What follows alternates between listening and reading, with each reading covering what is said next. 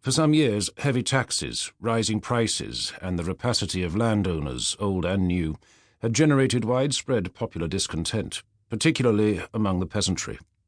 Brigandage was one symptom of this rural unrest, fueled by desertions from the army. Opposition was also growing among sections of the middle classes, and was evident in the formation of secret societies and sects. Catholic associations such as Christian Amity in Piedmont and the Calderari in Calabria and Apulia invoked the reactionary tradition of Cardinal Ruffo in Naples and sought to stir up peasant revolts in the name of the Church, while liberal secret societies, often made up of former Jacobins disenchanted with the social conservatism of the Napoleonic regime, conspired to create a more egalitarian order. Among the best known of these was the Carbonaria, whose chief stronghold was in the mainland south. These opposition forces were too divided, however, to play a major role in the overthrow of the Napoleonic governments. Nor, unlike in Germany and Spain, did they operate under a nationalist banner. Some members of the liberal sects certainly spoke of the Italian nation, but their main goal was more the downfall of Napoleon than the setting up of a unified state.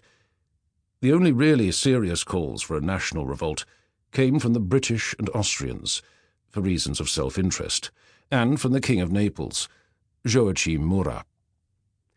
In March 1815, after Napoleon's escape from Elba, Murat attempted to rally liberals throughout the peninsula, appealing to them to rise up in the name of Italy and expel the British and Austrians.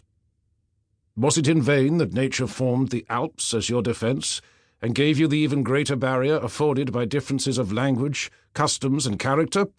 No. Away with foreign domination. His appeal went largely unheeded, and a few weeks later he was defeated at the Battle of Tolentino. The success of the Austrian armies in Italy in 1814–15 led to the swift restoration of the deposed rulers. Victor Emmanuel I returned to Turin, Ferdinand III to Florence, and the Pope to Rome. The peace settlement of Vienna 1815, drawn up by the victor powers, made legitimacy its guiding principle. But in practice it ensured that Austria gained near total dominance of the peninsula. Lombardy and Venice came under direct rule from Vienna. The duchies of Modena and Parma were given to members of the imperial family, and Ferdinand IV was restored to his throne of Naples only after he had agreed to a permanent defensive alliance with Austria. The one more or less independent state in Italy was Piedmont, whose strategic importance as a buffer between France and Austria enabled it to recover Nice and Savoy, and also to annex the Republic of Genoa. A few Italian liberals, above all in Lombardy, tried to win recognition for Italy's national claims, and appealed to the victor powers to stop the blanket restoration of Austrian dominance. But in general, the 1815 settlement met with little visible resistance in the peninsula.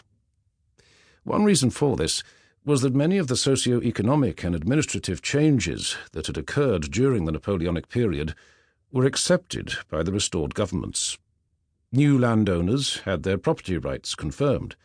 Civil servants in the main kept their posts, even in the south, where King Ferdinand issued a full amnesty and abstained from a purge.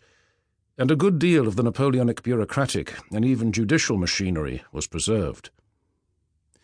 In Lombardy-Venetia, the Austrians tried to prevent any local dissatisfaction at foreign rule through efficient government, and theirs was certainly the most effective and least corrupt administration in Italy.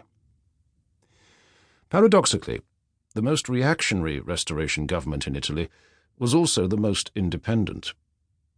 From the moment Victor Emmanuel of Piedmont Sardinia re-entered Turin, pointedly sporting an Ancien Régime peruke and pigtail, he made clear his determination to put the clock back to before 1789.